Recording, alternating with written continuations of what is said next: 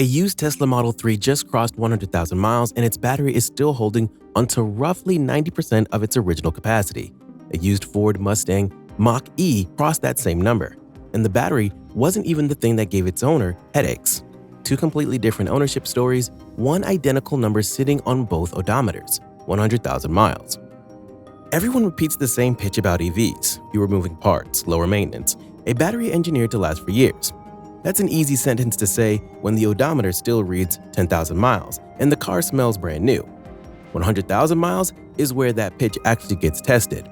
That's the point where the battery degradation stops being a theoretical number in a brochure and starts showing up as a real percentage on a real dashboard. Suspension components that have absorbed a decade of potholes, speed bumps, and daily commutes start to wear out. Electronics that felt genuinely cutting edge at delivery start to feel their age, glitching, freezing, occasionally refusing to cooperate. And one expensive repair at the wrong moment can completely flip the ownership math that made the EV look cheap to own in the first place. So I did something most people never get a chance to do.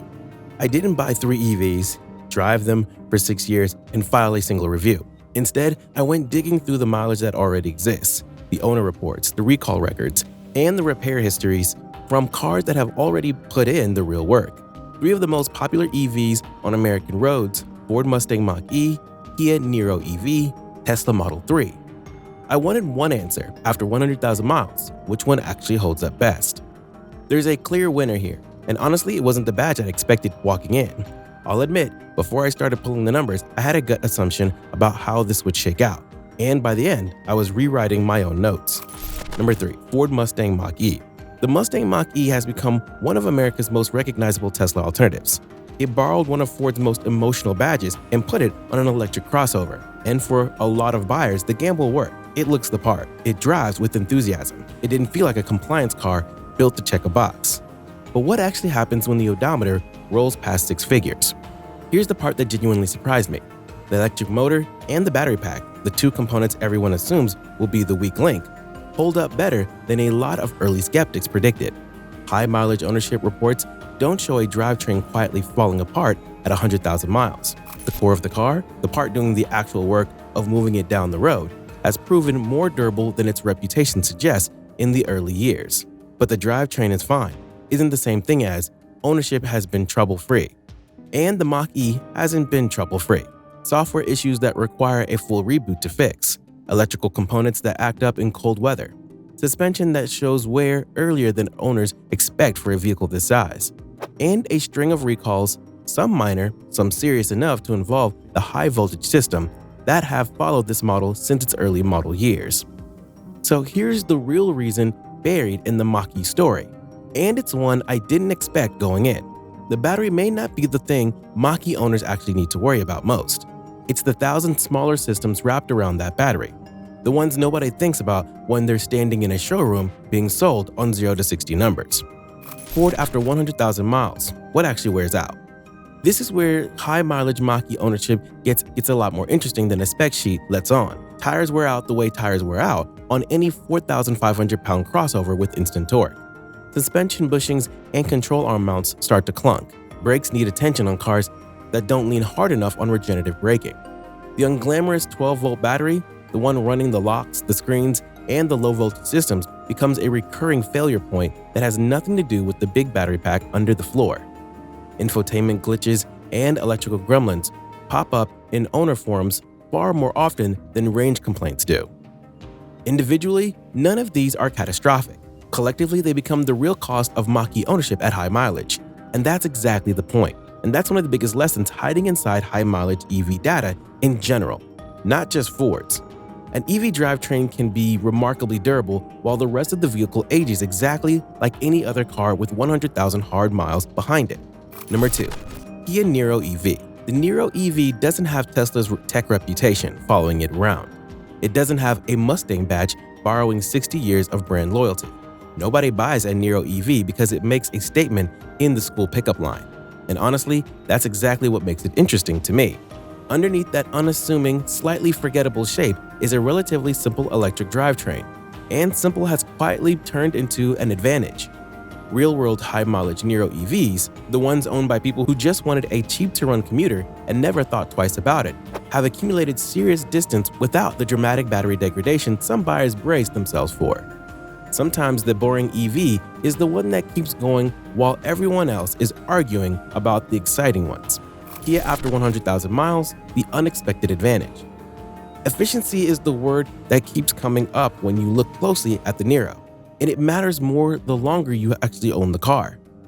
A smaller battery paired with a genuinely efficient drivetrain means the Niro isn't burning through enormous amounts of energy just to cover the same distance. A bigger, heavier EV needs a bigger, heavier battery to manage. Less strain, cycle after cycle, tends to translate into a pack that ages more gracefully. And despite piling up thousands of charge cycles over years of daily driving, high-mileage Niro packs have kept surprisingly useful capacity. Owners crossing six figures aren't reporting the kind of range collapse that early EV skeptics warned everyone about a decade ago. The Niro's real reason isn't about horsepower or 0 to 60 numbers. It's this: you don't need the biggest battery in the segment to build an EV that actually lasts. Before we continue to our final EV, make sure to hit the subscribe button to stay connected and updated with the latest EV information. Number 1. Tesla Model 3. Then there's the Tesla. The Model 3 has one advantage that neither the Mach-E nor the Niro can realistically compete with, and has nothing to do with a spec sheet: scale.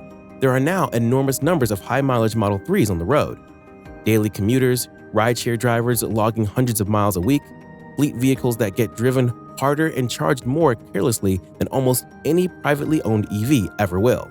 That gives researchers and frankly people like me more real-world aging data on this one specific car than on nearly any other EV in existence. And across all of that data, from taxis to Uber drivers to ordinary commuters, one pattern keeps showing up again and again. The batteries and electric motors are often outlasting what buyers originally expected of them, sometimes by a wide margin. Tesla after 100,000 miles. Battery versus everything else. I want to be fair here. The Model 3 isn't a perfect car at high mileage either, and I'm not going to pretend it is. Suspension components wear, control arm bushings, and rear motor mounts show up repeatedly in high mileage repair records. Interior trim and panel gaps get worse with age on the early model years specifically. Various electronics need occasional attention, just like they do on any car this complex. But the expensive question, the one that actually decides whether a used EV is a smart buy or a slow-motion mistake, is the battery. And the real-world evidence at high mileage keeps pointing in the same direction. Hitting 100,000 miles does not automatically mean a Tesla battery is anywhere near the end of its useful life. Plenty of Model 3s are pushing past that number, with the vast majority of their original range still intact. That's exactly what makes the Model 3 such an important case study for the entire EV industry right now, not just for people cross-shopping Tesla specifically. It's proof collected the hard way over years of real driving that a well-engineered pack can go the distance. The 100,000-mile results. Line all three up side by side and a clear pattern emerges. Ford Mustang Mach-E, a genuinely strong drivetrain underneath, but the long-term ownership experience gets shaped by everything wrapped around it: the electronics, the suspension wear, the recall history. Kia Niro EV, simple, efficient, surprisingly durable in a way that quietly beats expectations without ever asking for credit. Tesla Model 3, the largest pool of high-mileage evidence of any EV on this list, and a drivetrain that keeps proving its longevity in the hands of ordinary owners, not in a controlled lab test. And that combination, the sheer volume of proof plus the actual outcome sitting on top of it, is exactly why the Model 3 takes the win here.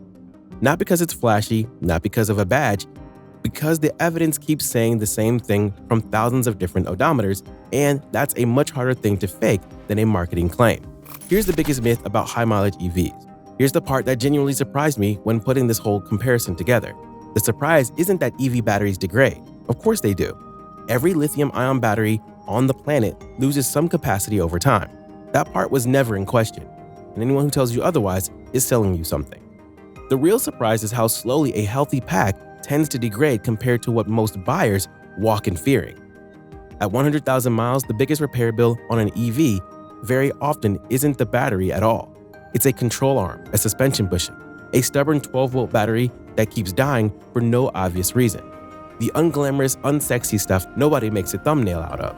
And as more and more EVs cross 100,000, then 150,000, then eventually 200,000 miles, we're finally getting real answers instead of nervous guesses about how long this generation of electric cars can actually go.